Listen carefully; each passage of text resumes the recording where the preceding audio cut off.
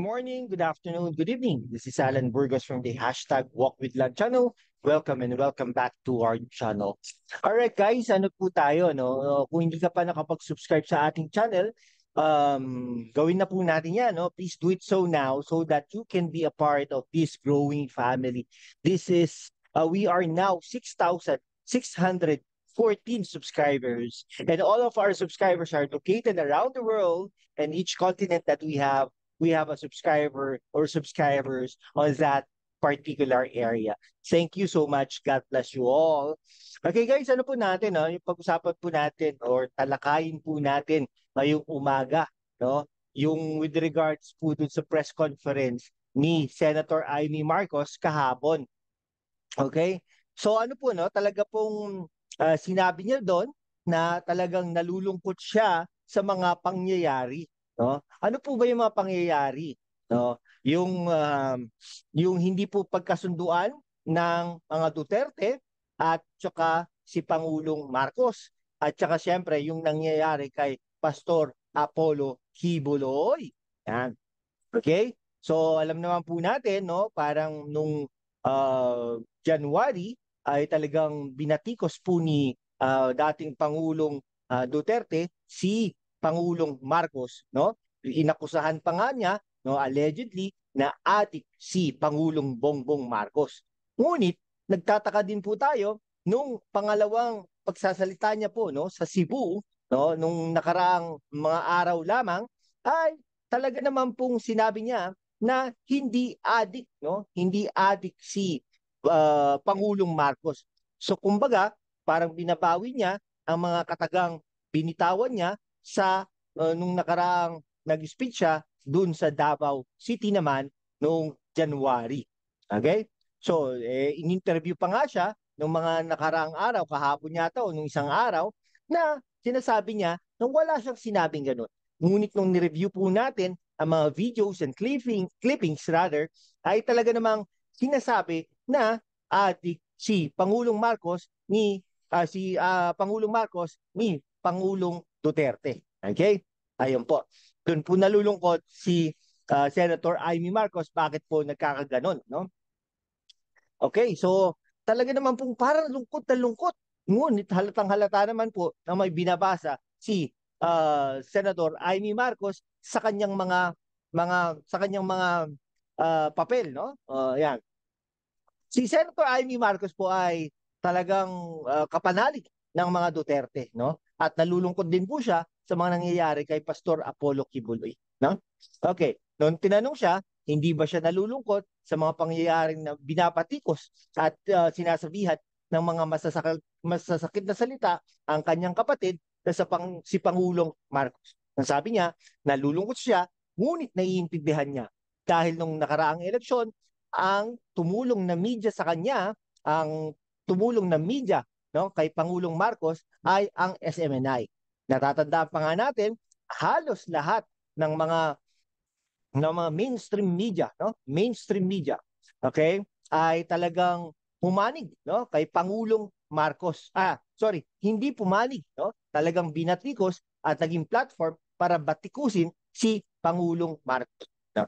Yung mga debates na in-sponsor ng COMELEC na ang nag-host, no, ang mga platforms ng CNN, okay? Ng ABS-CBN, mga ganyan, no? Mga debate na gano'n ay hindi umaten si Pangulong Marcos. Ngunit, no? Ngunit umaten, no? Umaten naman si Pangulong Marcos sa debate, no? Na nilahukan din ng mga mabababa at maliliit na candidates during that time. Si Pangulong Bongbong Marcos ay sa SMNI. Okay? So natatanda pa na, pinanood po natin, nagkaroon po ng mga millions views ang platform na yan, ang SMNI, sa kanilang YouTube channel, no? Hindi ko alam kung nakakuha sila advertisements, pero ginanap yan sa Okada, Philippines, no? Diyan sa Pasay o Paranaque yata yun. Okay? Kaya lang,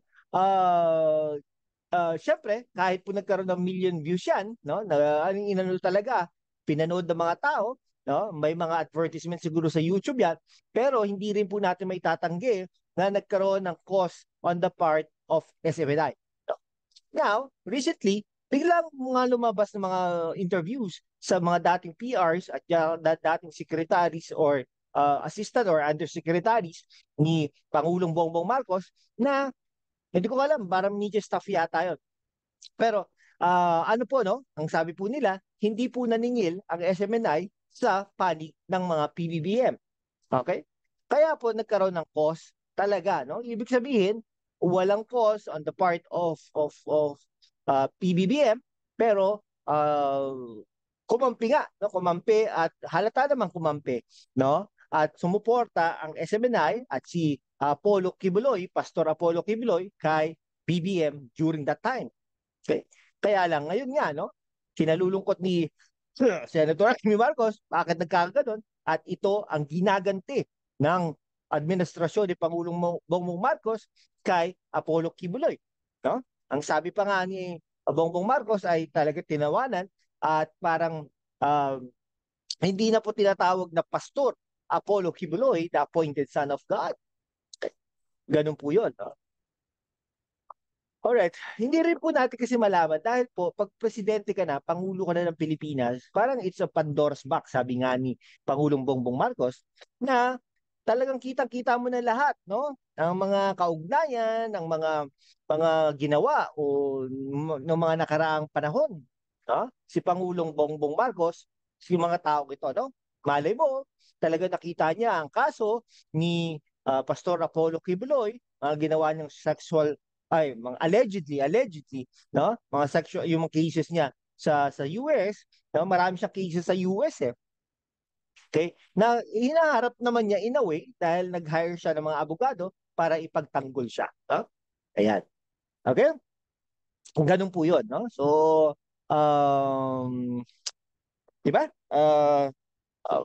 Uh, baka nakikita niyo yung mga nagawa ni dating Pangulong Duterte, no, sa administrasyon kasi lahat naman yan lumalabas dahil pangulo na nga siya, no? Nasa kanya lahat ng mga intelligence at mga ano, no? Sabi nga niya, pag intelligence clandestine yan. Talagang magaling naman si Bongbong Marcos pagdating sa ganyan, baka namana niya sa kanyang ama o amai. Kumbaga, si Senator Amy Marcos, no? Okay, si Senator Amy Marcos po talaga ay lungkot na lungkot, no? Pagdating sa mga pangyayaring ito. Ay tingnan niyo po, no? Parang hindi po siya makaporma sa Malacanang, no? Parang etchepuera siya sa Malacanang. Hindi po natin alam bakit. Dati po, nagkaka-picture pa sila ng dating First Lady, ang kanyang ina, kay sa Imelda Marcos, pero ngunit mga recently ay parang wala na, no? Okay, si Amy Marcos ay talagang matapang din, no? Talagang sinasabi niya, even though kapatid niya, even though talagang Marcos yan, even though isa siya rin sa mga tumulong, no? Para maipanalo din si Pangulong Bongbong Marcos. No?